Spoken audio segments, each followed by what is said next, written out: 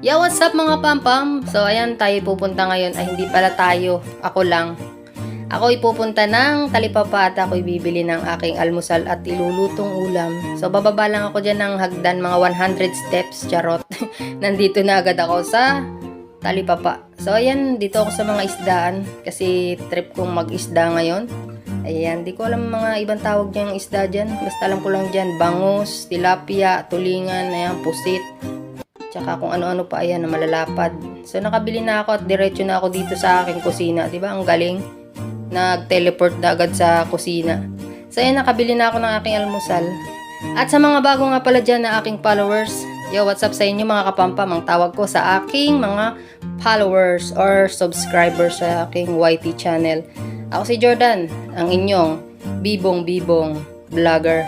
Kung ano-ano lang yung ginagawa ko dito, basta yung makakapagpasaya sa inyo at makakapag-enjoy kayo sa panonood na blanco pa no. Ayan, magkape na tayo. O, diba? Ang laki ng kape ko. Ayan, almusal na tayo. At sa mga, mga bago pa lang dyan na nagpi-Facebook, nag-YT. So, ayan, huwag kayong magsasawang mag-upload. Huwag kayong mahiya kasi ang ating puhunan dito ay ang kapal ng muka. Kailangan natin ang kapal ng muka para mapansin tayo ng mga manunood at lalong-lalo na si Meta. 'Di ba?